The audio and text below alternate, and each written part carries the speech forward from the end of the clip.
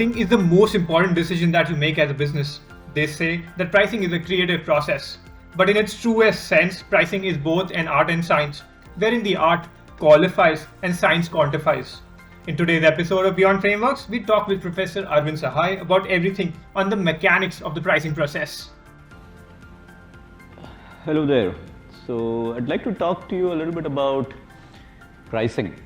So what are the three main ideas in pricing that I want to kind of share with you today?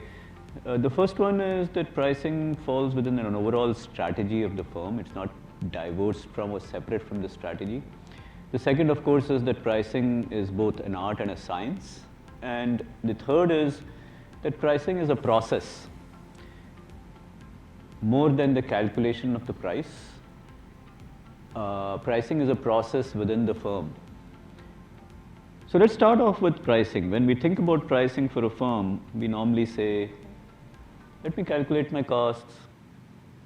Here is how much revenue I'm making or I'm likely to make given a particular price point, and therefore this is the profit. Let's go ahead and price.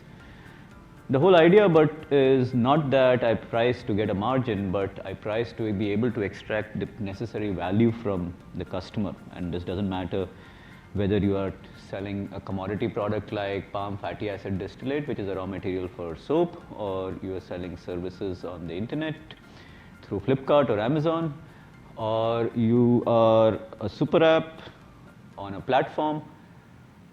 It doesn't matter. When you price, you must be able to go for the value that you are giving to the customer if you really want to be able to extract value for the firm. For those of you who have gone through my sessions in marketing and pricing over here, I would have emphasized the idea that pricing is not just about margins, it's not just about benchmarking against the competition. Pricing is about being able to figure out what is it worth to the customer and then being able to charge that price. When you charge that right price, then it is likely to be consistent with the strategy of the firm.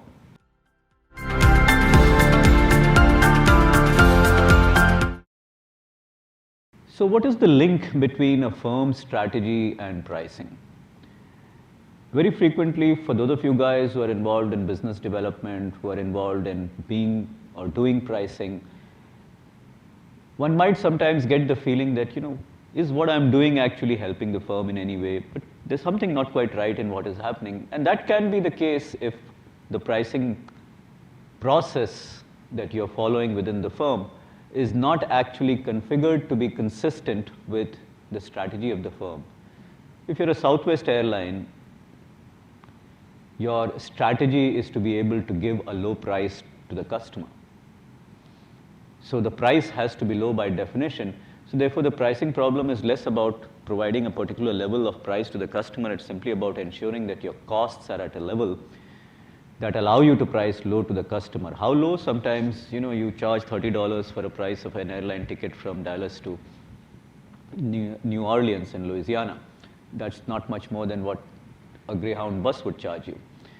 And so therefore, the pricing is consistent with the strategy. If you're selling Burberry coats, then your pricing has to be consistent with the idea that you are catering to the luxury demands of an upscale crowd that is looking for a particular kind of design that is associated with certain aspects of British culture dating from the Second World War onwards down to the present. If you are a gas company selling gas in India, then your pricing has to be consistent with the fact that you might be a particular government gas company or a private gas company with some regulatory overhangs and frameworks within which you need to do the pricing. And so whatever you price needs to be consistent with that. Of course, I'm not talking about those situations where you can't or you do not have control over your price. Oil marketing companies, for example, in the country, on paper they might be free to price. In reality, it's still very much an administered pricing mechanism.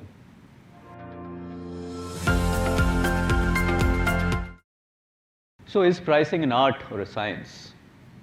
The reality is that it's a combination. Why is it a combination?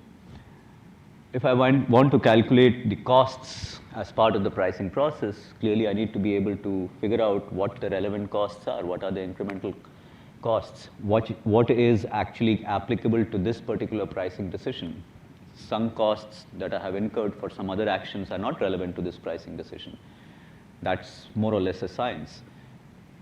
To be able to say that these are the reasons for which I'm going to use two-part pricing in this particular context.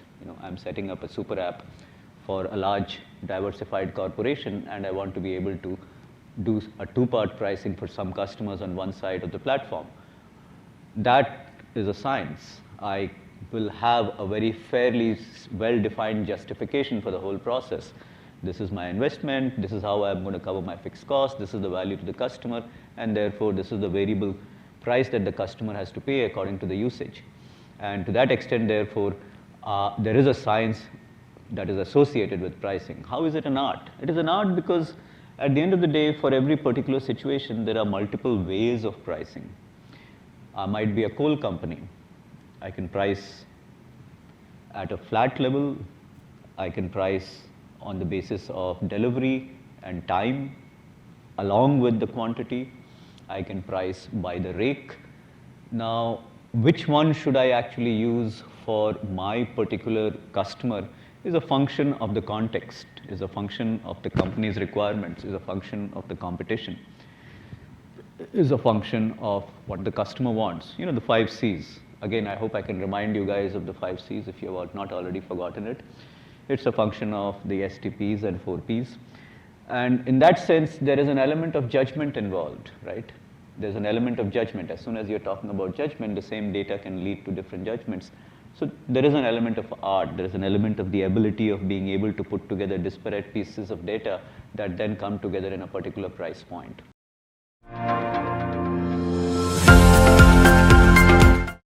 Pricing is also a process, right? Why is it a process? Because every company has a particular set of steps that it takes to arrive at the price point. If you are in Hindustan Unilever, there is a brand manager with the overall responsibility of acting as a mini CEO. And for most brands, not all brands, for most brands, the pricing decision will sit with the brand manager. If you're a product manager in a large tech company, again, you're the equivalent of a mini CEO, arguably with a little less authority as compared to the brand manager in an FMCG company, and you will take decisions on pricing. But you will draw from the product engineering group, you will draw from the solution consultants, and then you will come to a particular decision, and you will have certain authorities. If you're a BDM with a large IT firm, your pricing decision is a combination of the client, of what the escalation of the authority levels are in terms of pricing responsibility that rests with you. So the question is, what is the kind of process that is followed in your firm? Is it configured, structured as a process, or is it driven by the opinions of an individual? For many companies in India, it's still driven by the opinions of an individual sitting at the top, which is sometimes suitable, sometimes not so suitable. So again, the context will determine what kind of a process you follow. And we do run 2 programs over here for those of you guys who are interested. One is the elective course. There's a larger course that happens for managers. And if you will permit me to make the pitch to you, for those of you guys who are interested in pricing or are doing some stuff on pricing, do come and take my program. I'm a marketing professor. I should sell something to you guys.